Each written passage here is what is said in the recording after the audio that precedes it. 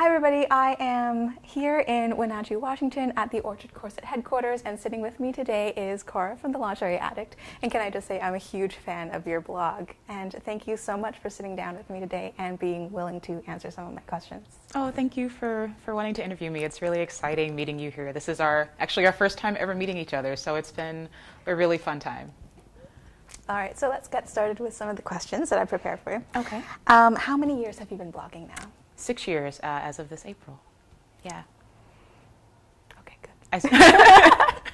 I started off as a stockings blogger, a stockings addict, and then I switched to stockings and lingerie blog probably about a year after that, and then about 3.5, 4 years ago, I started blogging as the Lingerie Addict, and that's the name that stuck. And I think it really fits what we're about because we talk about all kinds of lingerie, not just bras or corsets, but hosiery and how lingerie relates to social issues and how it relates to fashion. So we really try to be just a kind of a comprehensive site for all things lingerie. That's awesome.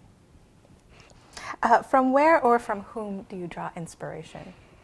Well, I think I started my site because there wasn't a lingerie blog out there doing what I wanted to read. I really was looking for reviews, I was looking for shopping advice, I was looking for people who were talking about how lingerie, intersected with society, and no one was really doing those kinds of articles when I started. So, I mean, at first, my blog was all about just writing the kinds of articles I wanted to read.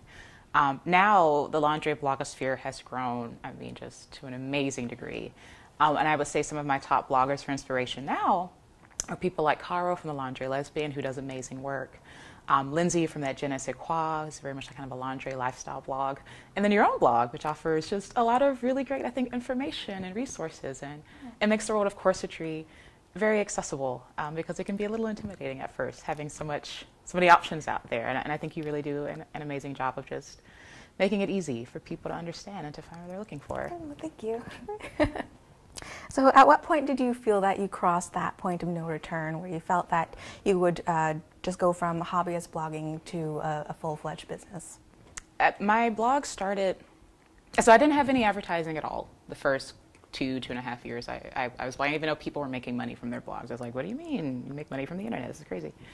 But I implemented Google AdSense at first, which is how a lot of people get started. And then I started doing a few affiliate sales here and there. And I would say I've been blogging full-time for 2 years. It's probably about 2.5 or 3 years ago. My blog started bringing in enough revenue to match what I was bringing in from my day job, which was as a crisis counselor at a nonprofit. And that was when I seriously considered making the switch to blogging full-time because my blog was also taking a lot more time. It was growing dramatically, it was getting, a lot more press, I was getting a lot more questions from readers, and it was just taking a lot more time. Mm-hmm. So around when those two things started to even out, that was when I seriously looked into maybe giving up my day job and my profession at the time and becoming a full-time lingerie blogger. What do you think you are best known for, or what is the article that you're proudest of to date? I would say the series I'm most proud of is our Diversity is More Than a Bra Size series. And that's where we talk about issues in the lingerie community and in society at large. But we try to expand the conversation beyond just sizing and bra fit, which is where I think a lot of lingerie sites and stores and blogs kind of keep their focus. So we've had 3 parts in that series so far. We want to add more. I wrote the first part, what it's like to be a woman of color in the lingerie industry. The second part was written by Cora, the lingerie lesbian. She wrote what it's like to be a lesbian in the lingerie industry.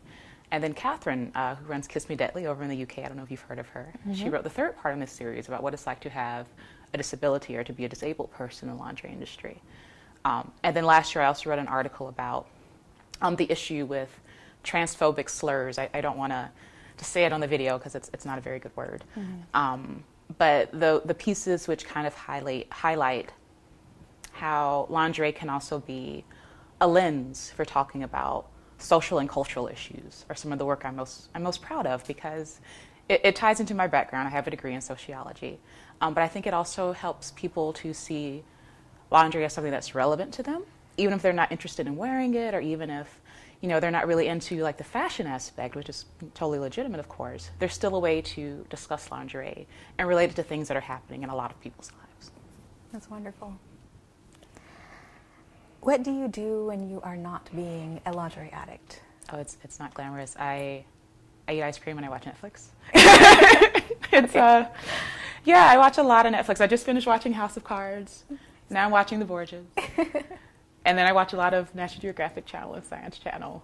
So I'm very much, I travel a lot for my site now. I'm in New York every few months. I'm here in Wenatchee this week.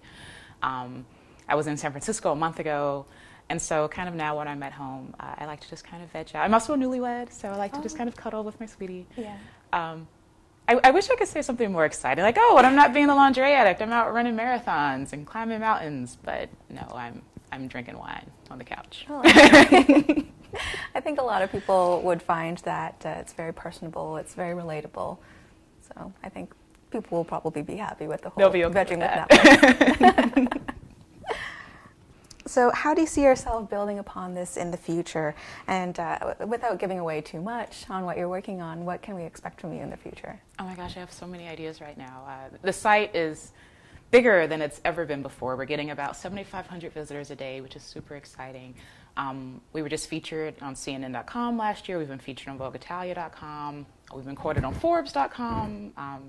We were just in entrepreneur magazines. There's been so many things happening lately that it's a really exciting time for the site. I love to bring on more columnists. That's been my goal for a while. A big part of what I want the Lingerie Addict to be is a source of advice for all kinds of women from all different backgrounds, ethnicities, sexualities, ages. I really want my site to reflect the diversity that's out there, and to have a voice, even if it's not my particular voice, that resonates with people, that resonates with someone. So I want to bring on a few more writers that I think reflect the diversity that already exists in the world. And I love to implement something that makes the site more interactive. I don't know if that's an app or a forum or even another blog. I'm not sure what form that's going to take yet. But the Lingerie Addict is such a great community to have. I have really amazing readers who are passionate about lingerie, and I like to find a way to get more people talking to each other and having those conversations about lingerie with each other. So that's all the questions I have for you today, Cora. Thank you so much for taking the time to sit down with me and answer some of these questions. I look forward to seeing what you come out with in the next year. Well, thank you for taking the time to interview me. I mean, like I said, it's been exciting meeting someone that I think of as one of the icons of the industry. And so thank you for taking the time to talk with me today.